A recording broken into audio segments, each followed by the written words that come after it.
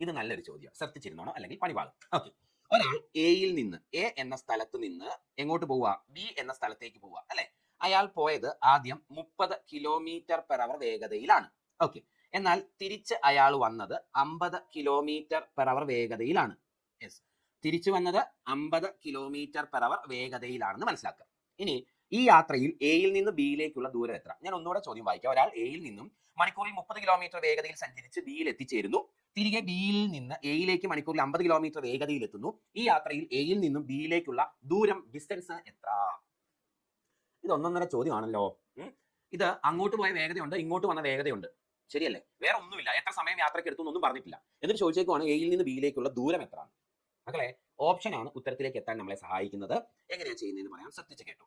Total distance, ഇയാൾ ആകെ സഞ്ചരിച്ച ദൂരം. ടോട്ടൽ ഡിസ്റ്റൻസ് എന്ന് പറഞ്ഞാൽ എന്താണ്? ടോട്ടൽ ഡിസ്റ്റൻസ് എന്ന് പറഞ്ഞാൽ speed average speed into time എടുക്കാം അല്ലെ. ഇയാൾ ആകെ സഞ്ചരിച്ച ദൂരം എന്ന് പറഞ്ഞാൽ ആവറേജ് സ്പീഡ് ഇൻറ്റു ടൈം ആണ്. ഓക്കെ, ഇനി എയിൽ നിന്ന് ബിയിലേക്കുള്ള ദൂരം ഞാൻ d കിലോമീറ്റർ എന്നങ്ങ് അസ്യൂം ചെയ്യുവാണ്.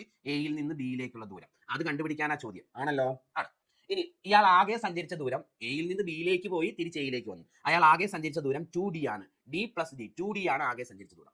സ്പീഡ് ആവറേജ് എന്നത് ഒരു സ്ഥലത്ത് പോയി തിരിച്ചു വന്നു എന്ന് പറയുന്ന കേസിൽ നമ്മൾ യൂസ് ചെയ്യുന്ന ഇക്വേഷൻ 2ab/a+b അല്ലെ 2s1s2/s1+s2 എന്നൊക്കെ പറഞ്ഞ് ആവറേജ് സ്പീഡിന്റെ കൺസെപ്റ്റ് നമ്മൾ പഠിക്കുന്നുണ്ടല്ലോ. അപ്പൊ ഇവിടുത്തെ ആവറേജ് സ്പീഡ് ആവറേജ് എന്നുള്ളത് 2ab/a+b 2 ഇൻറ്റു a എന്ന് പറഞ്ഞാൽ 30, b എന്ന് പറഞ്ഞാൽ 50, a+b എന്ന് പറഞ്ഞാൽ 80.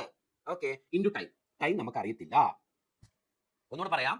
ഒരു സ്ഥലത്ത് പോയി തിരിച്ചു വന്നു എന്ന് പറയുന്ന കേസിൽ, രണ്ട് തുല്യ ദൂരങ്ങൾ വ്യത്യസ്ത വേഗതകളിൽ സഞ്ചരിക്കുന്ന കേസിൽ ആവറേജ് സ്പീഡ് കാണാനുള്ള ഇക്വേഷൻ എന്താ? 2ab/a+b അല്ലെ 2s1s2/s1+s2. ഇതാണ്, ഇത് പഠിച്ചിട്ടുണ്ട് കേട്ടോ. അതുകൊണ്ടാണ് ഇവിടെ സബ്സ്റ്റിറ്റ്യൂട്ട് ചെയ്യുന്നത്. ക്ലിയർ ആണ്? ആണ്. ഇനി ഇത് സോൾവ് ചെയ്താൽ മതിയല്ലോ മക്കളെ. ഇത് സോൾവ് ചെയ്യുമ്പോൾ ഈ രണ്ടും തട്ടിക്കളഞ്ഞു, ആണോ? ഈ നമുക്ക് 0 ഈ 0 കൂടെ അങ്ങ് വെട്ടിക്കളയാം. ഓക്കെ അല്ലേ? ഈ 8ഉം ഈ 30ഉം കൂടെ വെട്ടിക്കളയാം. ഇത് 15 എന്നും ഇത് 4 എന്നും കിട്ടും അല്ലെ. ബാക്കി എന്തുണ്ട്? Distance is equal to, okay, 15 × 5 75/4t എന്ന് കിട്ടും.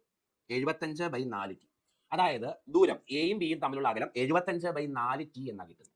ഇനി ഇതില് ഓപ്ഷനിൽ ഏത് സബ്സ്റ്റിറ്റ്യൂട്ട് ചെയ്താലാണ് നമുക്ക് കറക്റ്റ് ഒരു ഉത്തരത്തിലേക്ക് എത്താൻ പറ്റുന്നത് നോക്കി ഉത്തരമായി. അല്ലെങ്കിൽ ഡിസ്റ്റൻസ് എന്ന് പറഞ്ഞാൽ 75/4ന്റെ മൾട്ടിപ്പിൾ ആണ് എന്ന് മനസ്സിലാക്കാം. അങ്ങനെ ആലോചിച്ചാലും മതി. അപ്പൊ ഇതിൽ ഏത് ഓപ്ഷൻ എടുക്കുമ്പോഴാണ് നമുക്ക് കറക്റ്റ് ഡി കിട്ടുന്നത്? നിങ്ങൾ നോക്കിക്കേ.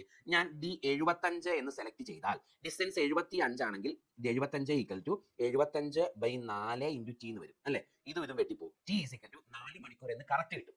അപ്പൊ d 75 എടുത്താൽ മാത്രമേ എനിക്ക് ടൈം ഒരു കറക്റ്റ് വാല്യൂ കിട്ടത്തുള്ളൂ അല്ലെ. അപ്പൊ തന്നിരിക്കുന്ന ഓപ്ഷനിൽ ചേരുന്ന ഓപ്ഷൻ ഏതാ? 75.